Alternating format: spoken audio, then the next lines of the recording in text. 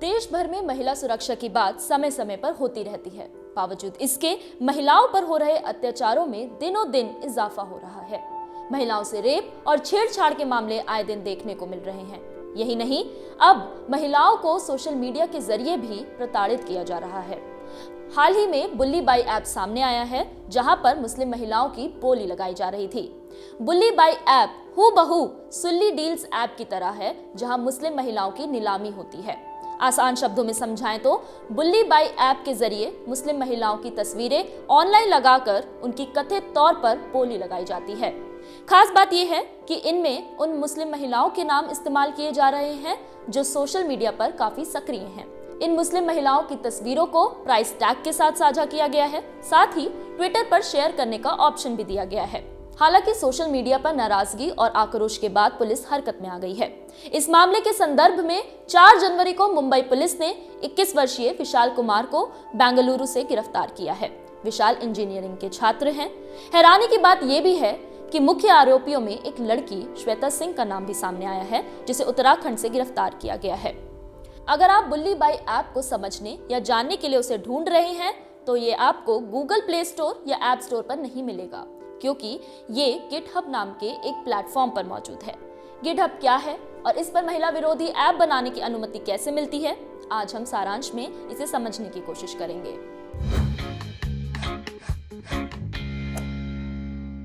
GitHub क्या है? GitHub दुनिया का सबसे बड़ा open source developer community platform है और ये अपने यूजर्स को कोई भी ऐप बनाने और उन्हें अन्य लोगों के साथ शेयर करने का ऑप्शन देता है। साथ ही यूजर अपना कोई भी प्रोजेक्ट या कोड भी अपलोड कर सकता है, जिसे गिटहब का कोई भी अन्य यूजर देख या एडिट कर सकता है। गिटहब पर मौजूद ओपन सोर्स सॉफ्टवेयर किसी के भी इस्तेमाल के लिए निःशुल्क उपलब्ध होता है। ओपन सोर्स का मतलब है कि इसका सोर्स कोड कोई भी इस्तेमाल कर सकता है, यहाँ तक कि अपनी आवश्यकता के अनुसार फेरबदल कर सकता है। यानी एक डेवलपर गिटहब पर एक ऐप बनाने के लिए कोड अपलोड करता है। इसके बाद गिटहब पर कोई भी अन्य यूजर इस कोड को कॉपी कर सकता है या इसमें बदलाव कर सकता है। मान लीजिए कि आप एक क्लासरूम में बैठे हैं और आपने गाड़ी का एक मॉडल डिजाइन किया है, लेकिन वह गाड़ी चल नहीं रही है। ऐसे में क्लास का कोई भी अन्य छात्र उस गाड़ी को चलाने के लिए आपकी मदद कर सकता है। बड़े टेक जायंट्स जैसे माइक्रोसॉफ्ट और गूगल ओपन सोर्स प्लेटफॉर्म्स की तरफ बढ़ रहे हैं। ओपन सोर्स का कॉन्सेप्ट 90 के दशक में चर्चित हुआ। इसका इरादा सॉफ्टवेयर का कोड पब्लिक के लिए उपलब्ध कराना था। उस समय बड़ी टेक कंपनियों ने इसका विरोध किया था, क्योंकि उन्हें डर था कि अगर उनके सॉफ्टवेयर का कोड सार्वजनिक हो गया तो उनके सॉफ्टवेयर को खतरा है। लेकिन अब यही कंपनियां ओपन सोर्स को अपना रही हैं, क्योंकि ये डेवलपर्स की कम्युनिटी को एक मंच पर लेकर आता है जहां कोड सुधारने में वे एक दूसरे की मदद करते हैं। उदाहरण के लिए github.com साइट को अप्रैल 2008 में Tom Preston Werner, Chris Wanstrath, PJ Hyett और स्कॉट शिकॉन ने लॉन्च किया था।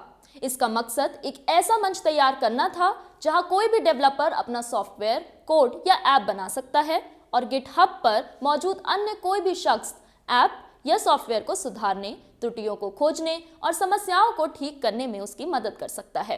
प्लेटफॉर्म की ज्यादातर सुविधाएं यूजर्स के लिए फ्री हैं। माइक्रोसॉफ्ट ने साल 2018 में गिटहब को $7.5 मिलियन में खरीद लिया था। आप यहां पर्सनल या प्रोफेशनल किसी भी तरह का ऐप शेयर करने के साथ ही उसे बेच भी सकते हैं। गिटहब पर कोई शख्स पर्सनल या एडमिनिस्ट्रेशन नाम से ऐप बना सकता है। यदि गिटहब एक देश होता तो ये दुनिया में 22वां सबसे अधिक आबादी वाला देश होता। अकेले भारत में अपने कोड को स्टोर और प्रबंधित करने के लिए 5.8 बिलियन से अधिक डेवलपर्स इसका उपयोग करते हैं। लेकिन इसकी सोच के विरुद्ध इस प्लेटफॉर्म का इस्तेमाल अब भारत में महिलाओं को टारगेट करने के लिए किया जा रहा है। गिटहब पर क्या करने की पाबंदी है? इसके लिए गिटहब के नियम और नीतियां हैं। गिटहब की घोषित नीतियों के अनुसार इस पर ऐसी सामग्री जो कि दूसरों के प्रति हिंसा, धमकी या आतंकवाद को उकसाता है या बढ़ावा देने वाली पोस्ट करने की मनाही है।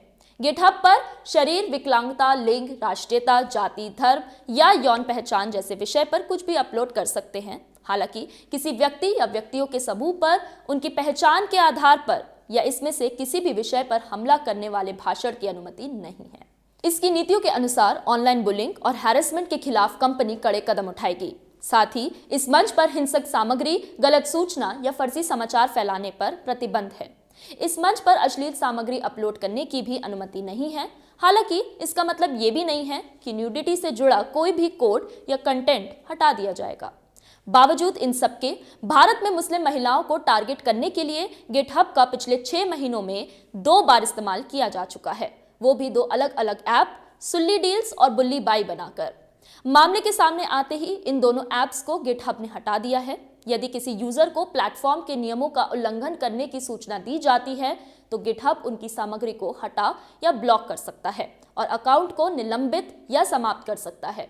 लेकिन ये स्पष्ट नहीं है कि निलंबन कितने समय तक चल सकता है। गिटहब पर अकाउंट बनाने के लिए आप किसी भी ईमेल आईडी से साइन अप कर सकते हैं और एक कोड अपलोड कर सकते हैं। इसलिए भले ही कोई खाता ब्लॉक या समाप्त कर दिया गया हो, एक अन्य ईमेल आईडी के साथ एक नया अकाउंट बनाया जा सकता है और आपत्तिजनक सॉफ्टवेयर कोड या एप्स को शायद थोड़े अलग नाम से फिर से अपलोड किया जा सकता है, जैसे पहले सुल्ली डील्स और फिर उसके जैसा ही बुल्ली बाई बनाया गया था। भारत में महिलाओं के साथ होने वाले ऑनलाइन अपराध। हाल ही में राष्ट्रीय महिला आयोग NCW द्वारा जारी आंकड़ों से पता चलता है कि आयोग को पिछले साल यानी साल 2021 में महिलाओं के खिलाफ किए गए अपराधों की लगभग 31,000 शिकायतें मिली हैं, जो साल 2014 के बाद से सबसे अधिक है। इस डाटा के अनुसार महिलाओं के साथ छेड़छाड़ के अपराध के संबंध में 1819 शिकायतें प्राप्त हुई हैं। बलात्कार और बलात्कार के प्रयास की 1675 शिकायतें, महिलाओं के प्रति पुलिस की उदासीनता की 1537 और साइबर अपराधों की 858 शिकायतें प्राप्त हुई हैं। NCRB के डाटा के आंकड़ों से पता चलता है कि राजधानी दिल्ली में रिपोर्ट किए गए साइबर अपराधों में 2019 की तुलना में 2020 में 55% की वृद्धि देखी गई है। 2019 में 107 की तुलना में 2020 में कुल 166 मामले सामने आए थे। आंकड़ों के अनुसार 2019 में सेक्सुअली एक्सप्लिसिट सामग्री के प्रसारण से संबंधित मामलों में 19 मामले दर्ज किए गए, जो 2020 में बढ़कर 59 हो गए। साल 2020 में महाराष्ट्र में देश के बाकी हिस्सों की तुलना में महिलाओं और बच्चों के खिलाफ साइबर स्टॉकिंग और बदमाशी की घटनाओं की संख्या सबसे अधिक थी, जिसमें लगभग 388 मामले अधिकारियों के पास दर्ज किए गए थे। आंध्र प्रदेश में 145 मामले आए। कुल मिलाकर देश में उसी वर्ष ऐसे अपराधों के लगभग 887 मामले दर्ज किए गए। अपराध की ये श्रेणी भारतीय दंड संहिता की धारा 354D के दायरे में आती है। क्या बाकी देशों में भी किया जाता है गिटहब का गलत प्रयोग? दिसंबर 2021 में रूस की राजधानी मॉस्को की एक अदालत ने गिटहब पर 1 मिलियन रूबल का जुर्माना लगाया था। अदालत ने पाया था कि गिटहब पर इल्लीगल सामग्री है, जिसे रूस सरकार ने हटाने के लिए कहा था, लेकिन ऐसा ना करने के बाद अदालत ने गिटहब पर जुर्माना लगा दिया। महिलाओं के खिलाफ होने वाले साइबर क्राइम के लिए क्या कहता है भारत का कानून? भारत में महिलाओं के खिलाफ साइबर अपराध या इंटरनेट पर उनका शोषण करना अपराध है। इसके लिए IT एक्ट 2000 में सजा के प्रावधान हैं। IT एक्ट कहता है कि जो व्यक्ति किसी भी अश्लील सामग्री को महिला की सहमति के बिना प्रकाशित करता है या उनकी सहमति के बिना उस व्यक्ति के किसी भी इलेक्ट्रॉनिक डेटा या सबूत तक पहुंच प्राप्त करता है, तो उसे 5 साल के कारावास या 10 लाख के जुर्माने से दंडित किया जाएगा।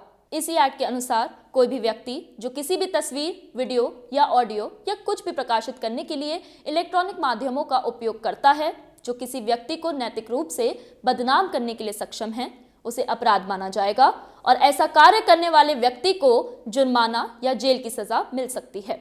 सुल्ली डील्स और बुल्ली बाई जैसे ऐप्स ने महिलाओं को ऑनलाइन बाजारों में खरीदने बेचने वाली वस्तु की तरह बना दिया है। ये दिखाता है कि हमारा समाज किस दिशा में जा रहा है। खबरों की तह में जाकर की जाने वाली ऐसी ग्राउंड रिपोर्ट्स आप न्यूज़ लॉन्ड्री पर देख सकते हैं, क्योंकि हम विज्ञापन से नहीं आपके सहयोग से चलते हैं। न्यूज़ लॉन्ड्री को सब्सक्राइब करें और गर्व से कहें, मेरे खर्च पे आज़ाद हैं खबरें।